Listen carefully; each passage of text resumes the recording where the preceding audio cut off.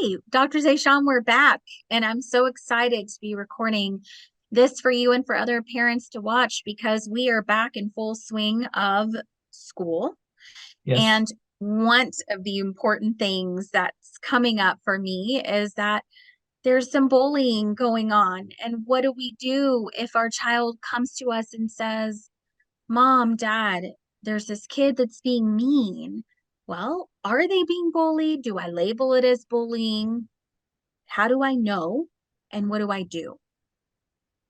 Now I'm glad to that we are talking about this topic, especially, this is just first week back to school, and and some of the children, I mean, I am even in my practice, I have noticing some kids have been reporting similar kind of behavior, and also the confusion because it's just the beginning. Either it's just the kids are mean because they just start, they don't know. I think in those situations, the first thing I will encourage parents to have an open communication. Open communication mean, let's say, you just said, mom and dad, this kid is mean to me. I don't know if it's bullying or I don't know if just a mean, it's just a phase. So when you listen to them, you pause and you reframe. That it seems like someone is not being nice to you and you are not sure what is happening. Tell me a little bit more about it. So you always have this 10-minute, 10-minute checklist in your mind that I have to be more exploratory, I have to be more curious, I have to be more listening without labeling or judging who is right, who is wrong, without giving them advice. I just getting more and more information and keep validating. It seemed pretty upsetting. It seemed pretty mad, and also reminding and being aware of your own emotions in those situations, and keep reminding yourself, it's not about you, it's about your child. I need to be more present for my child. I need to be mindful about my more emotions, and I need to listen, understand before I want to share some suggestions. I think, I really love that. I love that reminder because often it's just going a little bit more off the deep end for me, being very Huh? reactive. True. Oh my gosh, who is this kid? What's happened? What did he say to you? And so I love that you bring up, let's encourage them to share more. Let's be more curious as to what other information can we find out so that we're not labeling, we're not putting it on our child to label anything unless they're the ones that are coming to us and saying something. No, I So let agree. Yeah, no, I agree. and I think I get so excited about these topics when we talk because I'm like, oh my gosh, like all these questions just come up for me. So if we don't have a child who talks to us, what are some of the signs that we can look out for as a parent that maybe our child's being bullied, maybe someone's being mean to them, maybe something happened? How do we know if our child doesn't come to us and say, Yeah. Um, I, I, s- I have said this many times. I really want parents to follow their gut feeling. I really want them to believe that they know their child the best. And if they are seeing any change in terms of the child is more isolative, socially withdrawn, not talking, not eating, not going out, not, doing things that the child likes to do, maybe playing piano, playing soccer, sleeping, nightmares. All those are, some of the clues, subtle clues that something is not right. That doesn't mean something is serious is going on. That doesn't mean that there is necessarily bullying, but something is different. So Mhm. you just say what you are noticing rather than, what's going on, what's wrong, what is happening. Don't go, what is happening. You just state what you're noticing. I have been noticing that since you started the school, you have been more quiet, not talking. You're not having that fun time during the story. You always just want to go to sleep, or even on the weekend, I have seen you that you were not wanting to have that play date. So what's going on? I am here to help. I'm here to see what's going on, and then give a pause. Don't push them. Don't try to be more innovative or creative, different ways. You just Be with them. If they don't want to talk, you just say that's okay. Sometimes it's hard to talk about your feelings, your emotions, but I'm always here. You can always come back. And is it okay if we can talk about maybe tomorrow, or a day after tomorrow, to see if anything you would like to share? Yeah, and I'm listening and I'm thinking, oh, there's so many times where I just want to protect my child. And if they're coming to me and I'm hearing this, I want to push them. I want to push them to talk to me more. And so taking those pauses as a parent is so difficult for me. I want for them to share more with me. I want to help them and I want them to be okay. So that reminder is so important to me as a parent. And I really appreciate that because sometimes I feel like I could just fly off the handle and be reactive and say, what, like what's happening? You're in a bad mood. You're yeah, not eating. Like, talk to me. It's like this, almost like this desperation. And so I wonder if there's anything that you can provide, any nuggets of wisdom for us parents when we're hearing our child or we're seeing our child is struggling. How do we pause? What do we do?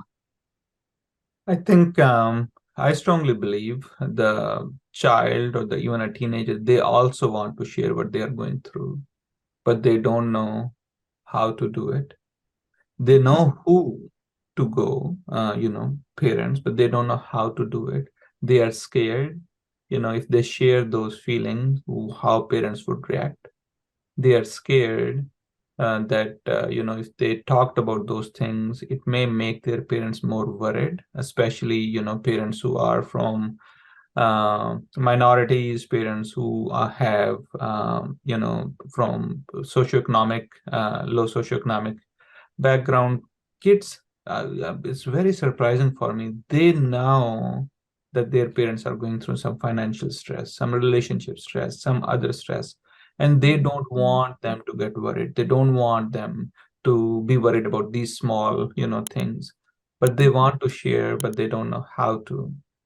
So knowing that awareness, and knowing that, in that moment, your child need your help the most, and your child need you the most, being present with them. I think that awareness will help you to first stay calm. Remember, I think we have discussed so many times this 5-step approaches, that you always remind yourself to stay calm in those situations. You validate the feeling. You seem sad, you seem mad, you seem upset. You collaboratively explore, you take pause, and you offer, you reflect what they are saying. The fourth, then you give some suggestion, and the fifth, you reflect. So always remind yourself, the child is saying something and you're going in that fourth step telling, you always remind yourself, did I follow all the other 3 steps?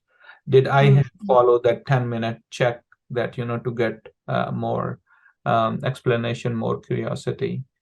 And then, and always remind yourself, you don't have to be perfect parent. You don't have to know everything before you make the suggestion, and you don't have to fix that problem for your children. You just share those thoughts, see what your child is saying. If your child want to do on their own, you just tell them it's okay, I'm always here, so you let me know whenever we can do something. So be with them, meet with them where they are at. Again, it's very hard. I agree, the parenting, we want our kids to protect. We want our kids to learn from our experience. We want our kids to not make the same mistakes that we have done. Mhm. But remember, it's all about them. It's all about your child. If your child is not ready to take your advice, just take a pause. Just remind yourself, I'm trying my best, but my child is not ready. And have belief, have faith in you, Mhm. that these are just, you are just adding small amounts in the bank, and Mhm. it creates that trust, and they will come back to you. Yeah, thank you so much for that reminder. It's a pause and it's taking a deep breath because it is important to Mhm. allow them the space to come to you. Yeah. So if my child comes to me and says, "Okay, mom, somebody's bullying me and we talk about it, we have a great conversation, and then they say, Mom, I don't want to be a tattletale. I don't want to go tell the teacher or a grown up or someone at school that this is happening. Is there Mhm. a way that we can support and encourage them to advocate for themselves? That's a really good question. I can tell you a funny story to that serious topic. As a child psychiatrist, you even overthink about these things. And, so before the school starts, I was talking to my 7-year-old daughter, that if anyone is mean to you, anyone, is not nice to you, anyone, um, try to say anything that you feel very hurtful, you always go to your teacher or to grown up. And that's where she said, I don't want to be a tattletale puppy. I will just ignore it. It will Mm, be okay. And so that's where, I realized, how, because children, they're trying to make sense out of it when something is wrong, and they're trying to find a reason to ignore. They're trying to mm, find a reason to not share to the grown up, and that's what the bully wants them to not share. That's where they harass them. That's where they scare them. mm, So I think in those situations, because it's very sensitive, depending even young age, teenager, whatever, it's a very sensitive area where you can make some contribution to it, but if you say the wrong thing, you may lose that opportunity. So I think in those situations, you can ask, you can tell your child, I can see that you don't want to be a tattletale. What do you think? It's a good way to help you in those situations. Or mm, you can ask, what do you think the bully, that person who was mean to you, wants you to do? Does that person want you to go to a grown up, or that person just wants you to just keep it to yourself? What do you think that the bully wants you to believe or do? So that's also some other awareness. The reason that they are thinking of being a tattletale is not about is them. Actually, the bully wants them to think that way. So that also challenge their thought that that I need to get some help. And the third thing, you can say, okay, so what are the other strategies? So when that child was saying those things, how are you feeling? mhm, Child said, no, I just want to ignore it. You said that's okay, but what were you feeling? Were you feeling angry? Were you feeling frustrated? Were you feeling sad? Do you want that person to stop saying those things? So before they say, either they want to ignore or they don't, you go with their feeling, you explore with it. So you yes, say, I was very frustrated. And it is very frustrating. So you can reflect. It is very frustrating, when someone is saying something about you, about your sibling, about your mom, about your dad, how do you look, what you wear. It's very frustrating. mhm, mhm. What else you are feeling?